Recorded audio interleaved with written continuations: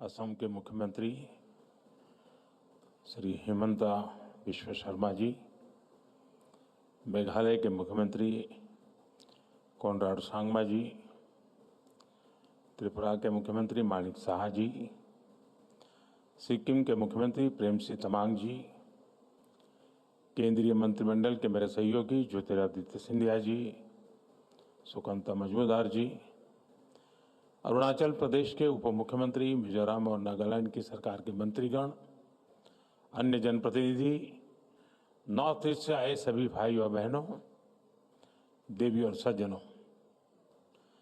साथियों, आज संविधान निर्माता बाबा साहब आम्बेडकर का महापरिनिर्वाण दिवस है।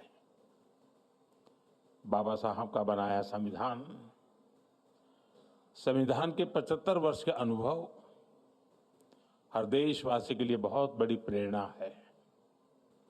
मैं सभी देशवासियों की तरफ से बाबा साहब को श्रद्धांजलि अर्पित करता हूं, उन्हें नमन करता हूं।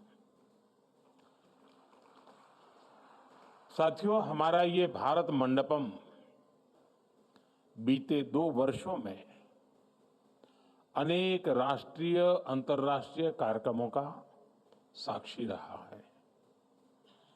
यहां हमने G20 का इतना बड़ा और सफल आयोजन देखा, लेकिन आज का आयोजन और भी विशेष है। आज दिल्ली पूर्वोत्तरमय हो गई है।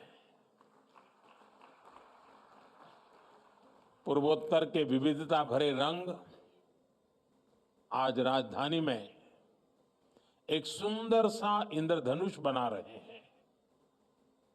आज हम यहां पर पहला अष्टलक्ष्मी महोत्सव मनाने के लिए इकट्ठा हुए हैं।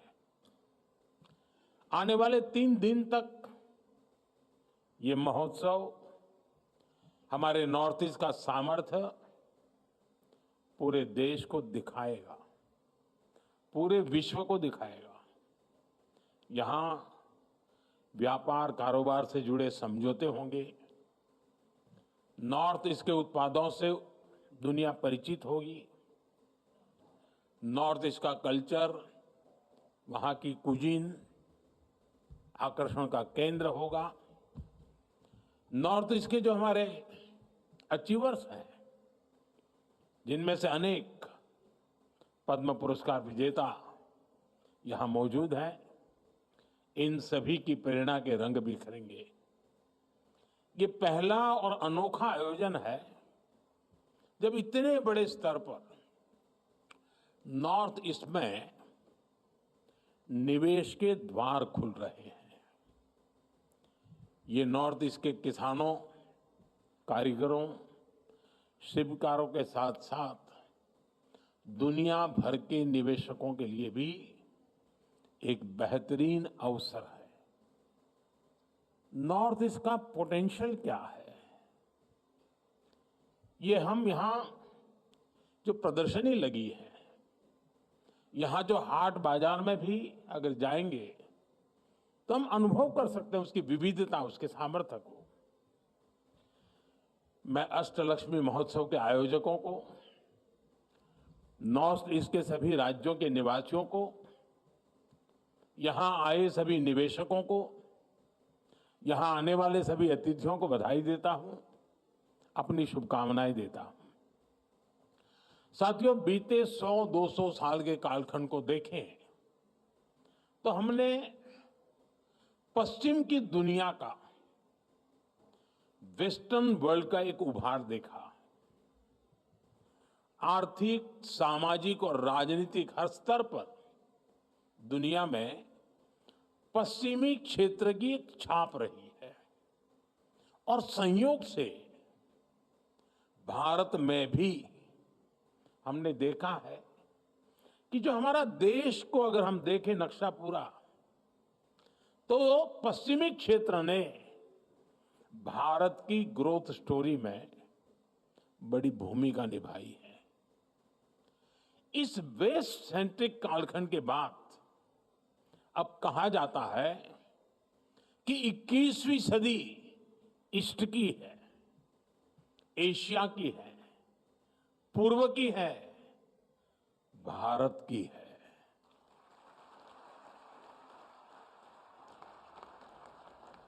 ऐसे में मेरा ये दृढ़ विश्वास है कि भारत में भी आने वाला समय पूर्वी भारत का है, हमारे पूर्वोत्तर का है।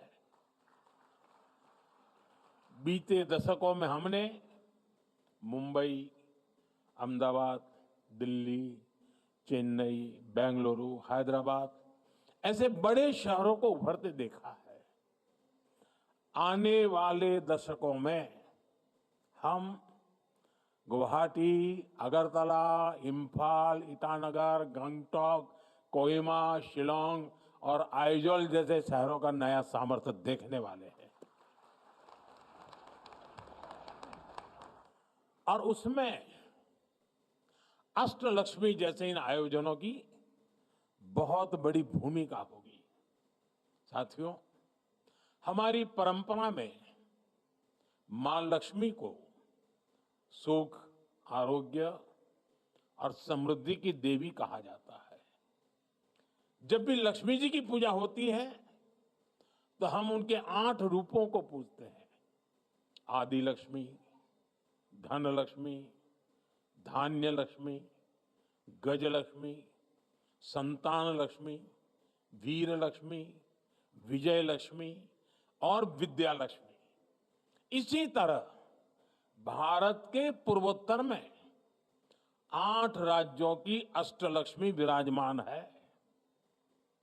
असम, अरुणाचल प्रदेश, मणिपुर, मेघालय, मिजोरम, नागालैंड, त्रिपुरा और सिक्किम। नॉर्थ ईस्ट के इन 8 राज्यों में अष्टलक्ष्मी के दर्शन होते हैं। अब जैसे पहला रूप है आदि लक्ष्मी। हमारे नॉर्थ ईस्ट के हर राज्य में आदि संस्कृति का सशक्त विस्तार है। नॉर्थ ईस्ट के हर राज्य में अपनी परंपरा, अपनी संस्कृति का उत्सव मनाया जाता है। मेघालय का चेरी ब्लॉसम फेस्टिवल, नागालैंड का हार्नबिल फेस्टिवल, अरुणाचल का ऑरेंज फेस्टिवल, मिजोरम का चपचार कूट फेस्टिवल, असम का बिहू, मणिपुरी नृत्य, कितना कुछ है नॉर्थ ईस्ट में। साथियों, दूसरी लक्ष्मी धन लक्ष्मी, यानी प्राकृतिक संसाधन का भी नॉर्थ ईस्ट पर भरपूर आशीर्वाद है। आप भी जानते हैं, नॉर्थ ईस्ट में खनिज, तेल, चाय के बागान और बायोडायवर्सिटी का अद्भुत संगम है। वहां रिन्यूएबल एनर्जी का बहुत बड़ा पोटेंशियल है। धन लक्ष्मी का ये आशीर्वाद पूरे नॉर्थ ईस्ट के लिए वरदान है। साथियों, तीसरी लक्ष्मी धान्य लक्ष्मी की भी नॉर्थ ईस्ट पर भरपूर कृपा है। हमारा नॉर्थ ईस्ट नेचुरल फार्मिंग के लिए, जैविक खेती के लिए, मिलेट्स के लिए प्रसिद्ध है। हमें गर्व है कि सिक्किम भारत का पहला पूर्ण जैविक राज्य है। नॉर्थ ईस्ट में पैदा होने वाले चावल, बांस, मसाले और औषधीय पौधे वहां कृषि की शक्ति को दिखाते हैं। आज का भारत दुनिया को हेल्दी लाइफस्टाइल से जुड़े हुए, न्यूट्रिशन से जुड़े हुए जो सॉल्यूशन देना चाहता है, उसमें नॉर्थ ईस्ट की बड़ी भूमिका है। साथियों, अष्टलक्ष्मी की चौथी लक्ष्मी है गजलक्ष्मी। गजलक्ष्मी कमल पर विराजमान है और उनके आसपास हाथी है। हमारे नॉर्थ ईस्ट में विशाल जंगल है। काजीरंगा, मानस मेहाओ जैसे नेशनल पार्क और वाइल्ड लाइफ सेंचुरी है। वहां अद्भुत गुफाएं हैं, आकर्षक झीलें हैं। गजलक्ष्मी का आशीर्वाद नॉर्थ ईस्ट को दुनिया का सबसे शानदार टूरिज्म डेस्टिनेशन बनाने का सामर्थ्य रखता है। साथियों, पांचवी लक्ष्मी है संतान लक्ष्मी, यानी उत्पादकता की, क्रिएटिविटी की प्रतीक। नॉर्थ ईस्ट क्रिएटिविटी के लिए, स्किल के लिए जाना जाता है। जो लोग यहां एग्जीबिशन में जाएंगे, हाट बाजार में जाएंगे, उन्हें नॉर्थ ईस्ट की क्रिएटिविटी दिखेगी। हैंडलूम्स का, हैंडीक्राफ्ट्स का ये हुनर सबका दिल जीत लेता है। असम का मूगा सिल्क, मणिपुर का मोइरंगा फी, वांगखेई फी, नागालैंड की चाखेसांग शॉल, ऐसे दर्जनों जीआई टैग प्रोडक्ट्स हैं जो नॉर्थ ईस्ट की क्राफ्ट को, क्रिएटिविटी को दिखाते हैं। साथियों, अष्टलक्ष्मी की छठी लक्ष्मी है वीर लक्ष्मी। वीर लक्ष्मी यानी साहस और शक्ति का संगम। नॉर्थ ईस्ट नारी शक्ति के सामर्थ्य का प्रतीक है। मणिपुर का नुपी लान आंदोलन महिला शक्ति का उदाहरण है। नॉर्थ ईस्ट की महिलाओं ने कैसे गुलामी के विरुद्ध बिगुल फूंका था, यह हमेशा भारत के इतिहास में स्वर्ण अक्षरों से दर्ज रहेगा। रानी गाइडिनल्यू, कनकलता बरुआ, रानी इंदिरा देवी, लल्लू रोपलियानी, लोक गाथाओं से लेकर हमारी आजादी की लड़ाई तक नॉर्थ ईस्ट की नारी शक्ति ने पूरे देश को प्रेरणा दी है। आज भी इस परंपरा को नॉर्थ ईस्ट की हमारी बेटियां समृद्ध कर रही हैं। यहां आने से पहले मैं जिन स्टॉल्स में गया, वहां भी अधिकतर महिलाएं ही थी। नॉर्थ ईस्ट की महिलाओं की इस उद्यमशीलता ने इसे पूरे नॉर्थ ईस्ट को एक ऐसी मजबूती मिलती है जिसका कोई मुकाबला नहीं। साथियों, अष्टलक्ष्मी की सातवीं लक्ष्मी है जय लक्ष्मी, यानी ये यश और कीर्ति देने वाली है। आज पूरे विश्व में भारत प्रति जो उम्मीदें हैं, उसमें हमारे नॉर्थ ईस्ट की अहम भूमिका है।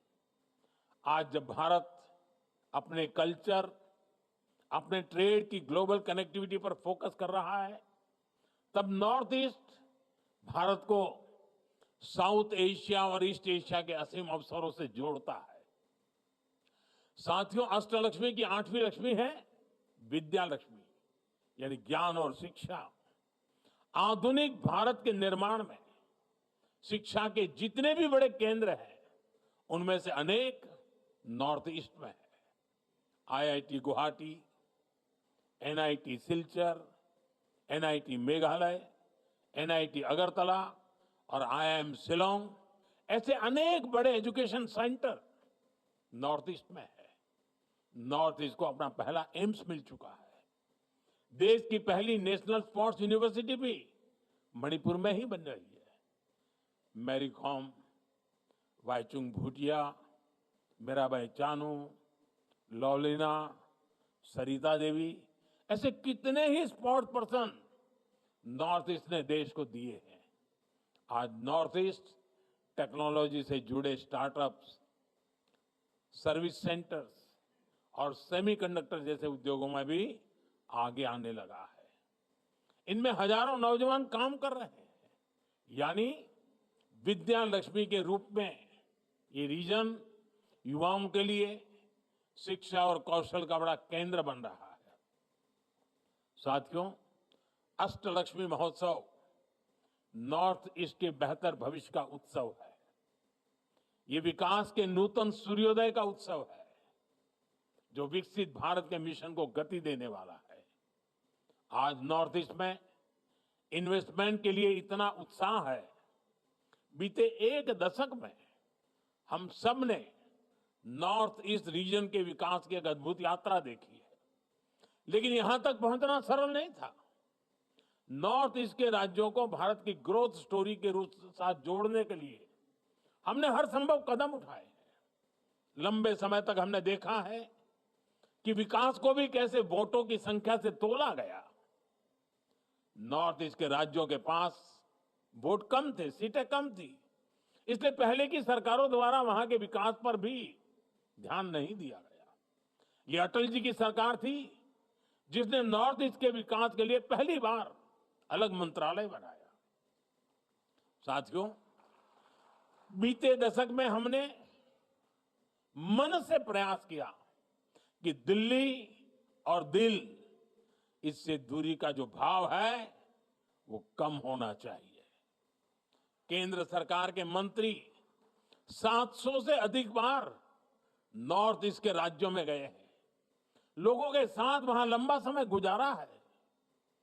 इससे सरकार का नॉर्थ ईस्ट के साथ, उसके विकास के साथ एक इमोशनल कनेक्ट भी बना है। इससे वहां के विकास को अद्भुत गति मिली है। मैं एक आंकड़ा देता हूं, नॉर्थ ईस्ट के विकास को गति देने के लिए 90 के दशक में एक पॉलिसी बनाई गई थी। इसके तहत केंद्र सरकार के 50 से ज्यादा मंत्रालयों को अपने बजट का 10% नॉर्थ ईस्ट में निवेश करना पड़ता था। इस नीति के बनने के बाद से लेकर साल 2014 तक जितना बजट नॉर्थ ईस्ट को मिला है, उससे कहीं अधिक हमने सिर्फ बीते 10 सालों में दिया है। बीते दशक में एक स्कीम के तहत ही 5 लाख करोड़ रुपए से अधिक नॉर्थ ईस्ट में खर्च किया गया है। ये नॉर्थ ईस्ट को लेकर वर्तमान सरकार की प्राथमिकता दिखाता है।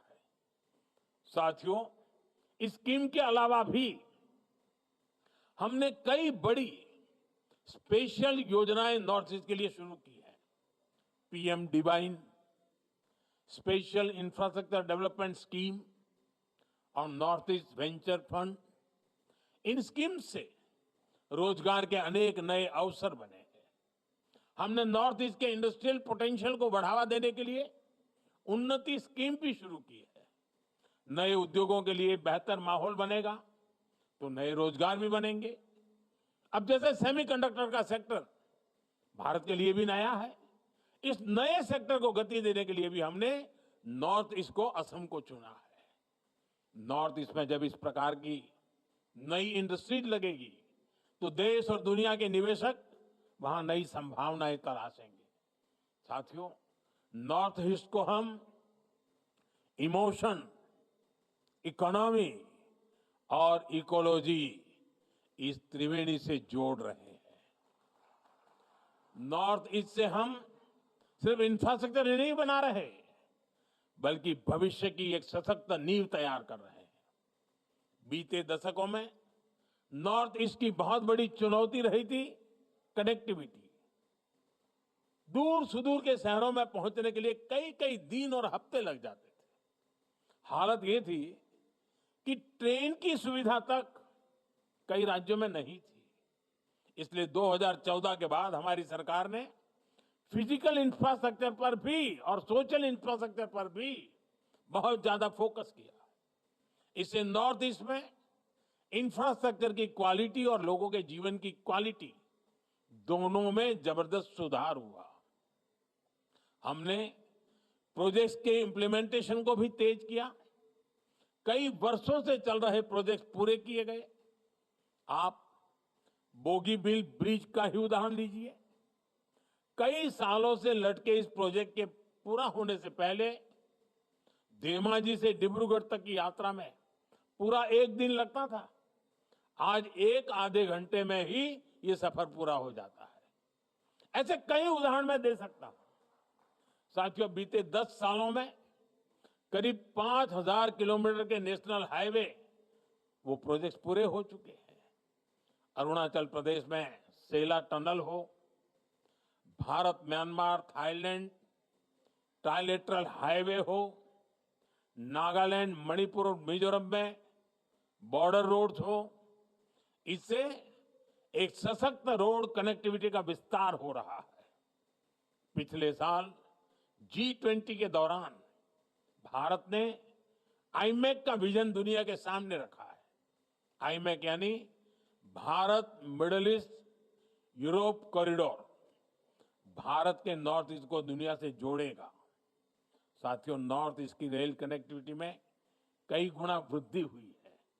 अब नॉर्थ ईस्ट के राज्यों की सभी राजधानियों को रेल से कनेक्ट करने का काम पूरा होने वाला है। नॉर्थ ईस्ट में पहली वंदे भारत ट्रेन भी चलने लगी है। बीते 10 वर्षों में नॉर्थ ईस्ट में एयरपोर्ट्स और फ्लाइट्स की संख्या लगभग दोगुनी हो गई है। ब्रह्मपुत्र और बराक नदियों पर वाटरवे बनाने का काम चल रहा है। सबरूम लैंड पोर्ट से भी वाटर कनेक्टिविटी बेहतर हो रही है। साथियों, मोबाइल और गैस पाइपलाइन कनेक्टिविटी को लेकर भी तेज गति से काम हो रहा है। नॉर्थ ईस्ट के हर राज्य को नॉर्थ ईस्ट गैस ग्रिड से जोड़ा जा रहा है। वहां 1600 किलोमीटर से अधिक लंबी गैस पाइपलाइन बिछाई जा रही है। इंटरनेट कनेक्टिविटी पर भी हमारा जोर है। नॉर्थ ईस्ट के राज्यों में 2600 से अधिक मोबाइल टावर लगाए जा रहे हैं। 13,000 किलोमीटर से अधिक का ऑप्टिकल फाइबर नॉर्थ ईस्ट में बिछाया गया है। मुझे खुशी है कि नॉर्थ ईस्ट के सभी राज्यों तक 5G कनेक्टिविटी पहुंच चुकी है। साथियों, नॉर्थ ईस्ट में सोशल इंफ्रास्ट्रक्चर में भी अभूतपूर्व काम हुआ है। नॉर्थ ईस्ट के राज्यों में मेडिकल कॉलेज का काफी विस्तार हुआ है। कैंसर जैसी बीमारियों के इलाज के लिए भी अब वहीं पर आधुनिक सुविधाएं बन रही है।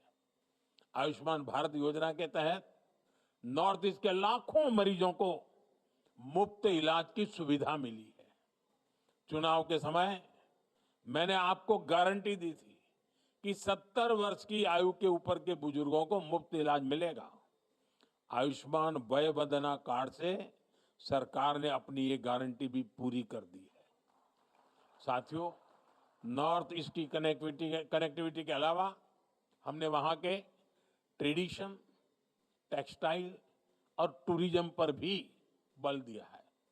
इसका फायदा ये हुआ कि देशवासी अब नॉर्थ ईस्ट को एक्सप्लोर करने के लिए बड़ी संख्या में आगे आ रहे हैं।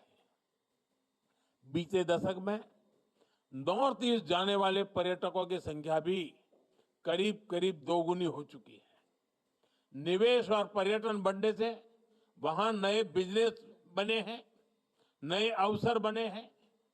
इंफ्रास्ट्रक्चर से इंटीग्रेशन, कनेक्टिविटी से क्लोजनेस, इकोनॉमिक से इमोशनल, इस पूरी यात्रा ने नॉर्थ ईस्ट के विकास को, अष्टलक्ष्मी के विकास को नई ऊंचाई पर पहुंचा दिया है।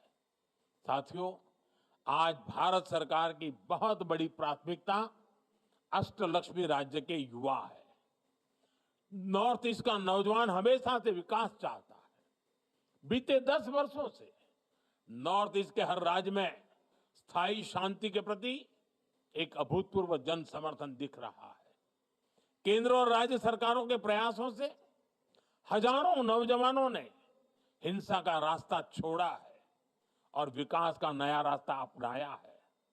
बीते दशक में नॉर्थ ईस्ट में अनेक ऐतिहासिक शांति समझौते हुए हैं।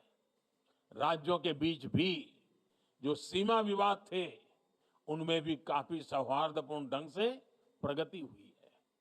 इससे नॉर्थ ईस्ट में हिंसा के मामलों में बहुत कमी आई है। अनेक जिलों में से आफ्वाह को हटाया जा चुका है। हमें मिलकर अष्टलक्ष्मी का नया भविष्य लिखना है और इसके लिए सरकार हर कदम उठा रही है। साथियों, हम सभी की ये आकांक्षा है कि नॉर्थ ईस्ट के प्रोडक्ट्स दुनिया के हर बाजार तक पहुंचने चाहिए।